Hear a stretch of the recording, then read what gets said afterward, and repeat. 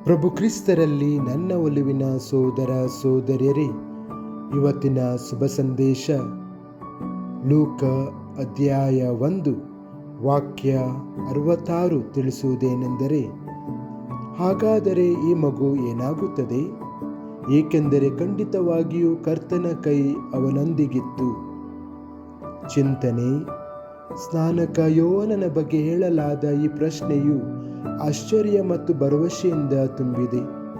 ಈ ಮಗುವಿನ ಜೀವನದಲ್ಲಿ ದೇವರು ಕೆಲಸ ಮಾಡುತ್ತಿದ್ದನೆಂದು ಜನರು ಗ್ರಹಿಸಬಲ್ಲರು.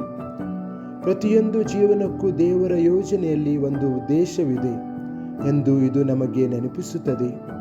ಕರ್ತನ ಕೈ ಯಾರೊಬ್ಬರ ಮೇಲೂ ಇರುವಾಗ ಅವರ ಭವಿಷ್ಯವು ಕೇವಲ ಮಾನವನ ನಿರೀಕ್ಷೆಗಳಿಂದಲ್ಲ, ಆದರೆ ದೈವಿಕ ಮಾರ್ಗದರ್ಶನದಿಂದ ರೂಪುಗೊಳ್ಳುತ್ತದೆ. ಪ್ರಾರ್ಥನೆ: ದೇವರೇ, ನಮ್ಮ ಜೀವನವನ್ನು ಮುನ್ನಡೆಸುವ ನಿನ್ನ ಪ್ರೀತಿಯ ಕೈಗೆ ನಾವು ನಿಮಗೆ ಧನ್ಯವಾದವನ್ನು ತಿಳಿಸುತ್ತೇವೆ.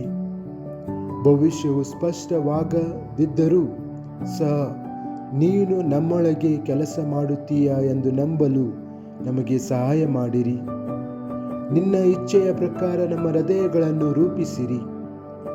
ಆದ್ದರಿಂದ ನಮ್ಮ ಜೀವನವು ಇತರರನ್ನು ನಿನ್ನ ಕಡೆಗೆ ತೋರಿಸಬಹುದು. ನಮ್ಮ ನಂಬಿಕೆ, ಧೈರ್ಯ ಮತ್ತು ವಿಧೇಯತೆಯಲ್ಲಿ ನಾವು ಬೆಳೆಯಲಿ. ಆಮೆನ್.